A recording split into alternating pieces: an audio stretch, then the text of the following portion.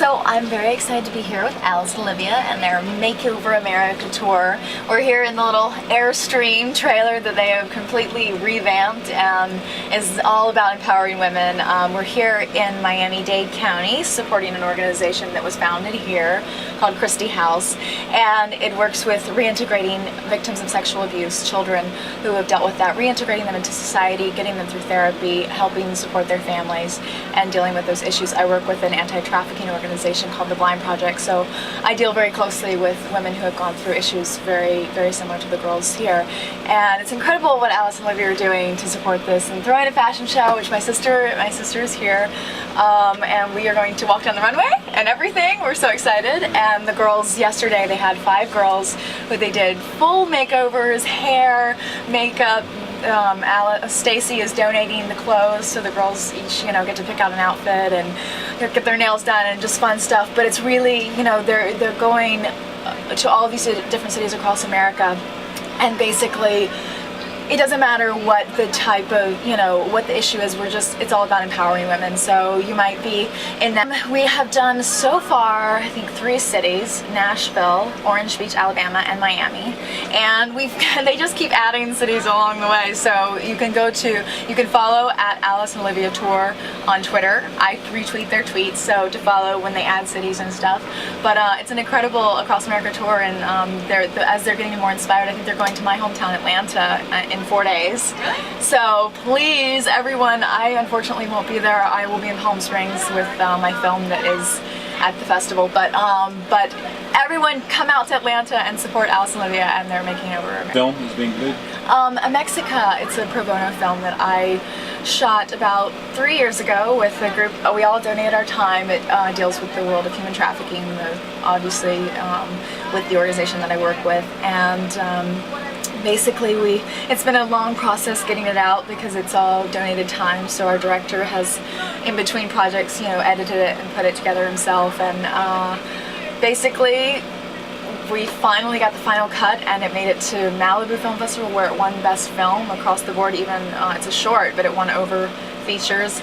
Honolulu, Mexico City, Beijing, and now Palm Springs, which is very prestigious because if we win, we qualify for the academies. So cross your fingers for Mexico. Miami's like home for me. I used to live here. I lived here on and off for 1.5 years.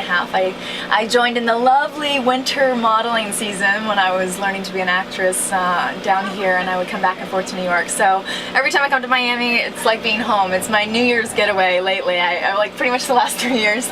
I'm like, Miami for New Year's is the place to be. So, I was very excited when they mentioned that they were going to be in Miami, and obviously to support a cause that's so dear to my heart, Christie House, and I was very excited to be back. I love the people. I love the fact that Miami is like a little Twilight Zone, kind of, where everything's just kind of it's like it never changes. I can come back year after year. I first moved here when I was 15 years old, so that was 2002.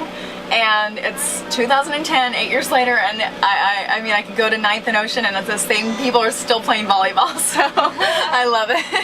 90210, we're going back to work, like, in 3 weeks and counting. So it's really interesting. Actually, a friend of mine was rooting for a role on the show, like a recurring role, and he was telling me, he's like, is this British character, and la la la, and I'm like, you know more about this season than I do then, if he was telling me what the sides were about. Literally, our showrunner had a baby about a month ago, and we've all been like waiting around, like not wanting to pressure her, but like, what are we doing? What's going on? So we're all kind of guessing, and it's really interesting for me, especially being down here this weekend with Alice and Olivia and supporting Christie House, because Naomi's character at the season finale was molested by her teacher, and it's really important for organizations like Christie House to empower, and also for me to be able to play this part in this role, and speak out about speaking up, telling someone, encouraging my fans who have gone through this, because 1 in 4 women are molested in their lifetime, and that's a staggering statistic. And unfortunately, so many of their violators go unprosecuted, and they violate again. And so this is an incredible opportunity for me to show, kind of with Naomi this season, what happens when you don't speak up. Like, you're going to see Naomi go through a lot of a lot of a lot of really kind of moments where she feels like maybe it's maybe I should do it, maybe I should say something, and then you see all of the fears that come along with how embarrassing, and how will I be will I be stigmatized by this, or whatever it is, and the fears, and a lot of people obviously who can't comprehend what it is to go through that humiliation.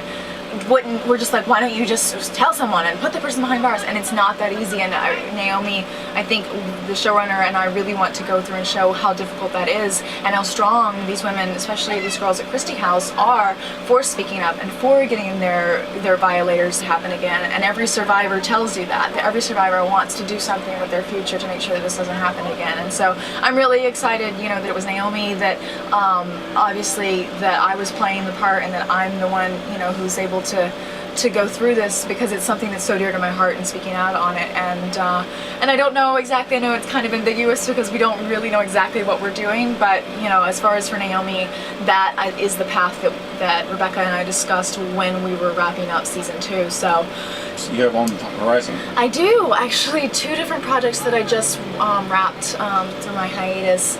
And both are randomly with 2 of the same actors.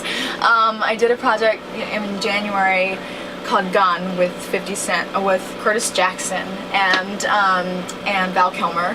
And Curtis wrote it, produced it, starred in it, and he basically, the next project, did a cameo in, and it was so bizarre because I came on board, and in the first one I play a mediator between an arms dealer and Curtis's character, who's on the streets dealing guns, and then in the next one I'm an undercover FBI agent, and Curtis and Val both make cameos in the second one. So I only worked with Val one day on that, and didn't even work with Curtis. What was it like working with him? Is it?